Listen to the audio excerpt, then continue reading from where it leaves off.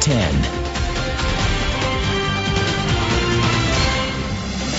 Good evening and thanks for joining us this Tuesday night. I'm Martha Koloski. And I'm Mike Thompson. Soldiers and Marines serving in Iraq and Afghanistan face extreme weather conditions with temperatures reaching up to 140 degrees. News Channel 8's Kristen Eleuserio tells us how a group of local women is helping make a cool impact on U.S. Marines headed overseas.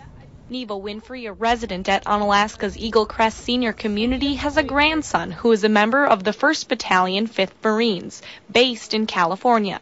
To help her grandson and his fellow Marines beat the heat while overseas, Neva and her girlfriends are sewing homemade neck coolers. So I talked to Elaine and to Judy. We were at the bridge table, and they both have machines, and they said sure. They became so popular with the Marines, the unit requested 900 be made. And then Elaine called me the next day, and she said, we need an assembly line to do this. It took a little while to get a procedure going, but once we did, I mean, you sew, somebody stops, you sew, somebody stops. And you just literally have to be a boss and say, okay, today you're going to iron, you're going to fill covers, you're going to turn scarves, and it worked. And then rotate around. A neck cooler is a cotton strip of fabric divided into 4 pockets, each filled with 1/8 teaspoon of polymer.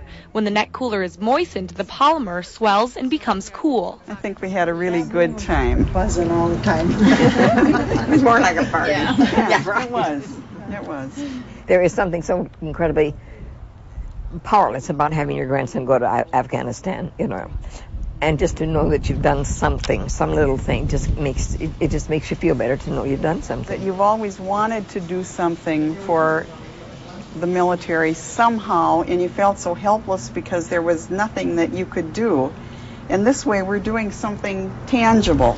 And with the neck cooler comes a message from home for the Marines. When they send these, they fold this up and put it in a Ziploc bag, and it's sent with, it says, we appreciate you for your service to our country. Ugh. And we wanted you to have this hug from home.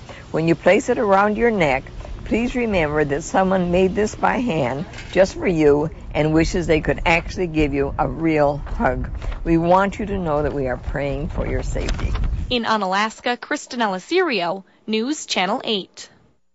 That's the neatest thing I've seen in quite a while. You know, well, once soaked in water, you might wonder, those neck coolers, they stay cool for about a week before they can be re-soaked and then used again. And I imagine it's good for the women, too. It keeps their minds active as well, doing all that work. Well, the women at Eagle Crest made 100 neck coolers toward the 900 that were requested, which they will send to the Marines before they head overseas.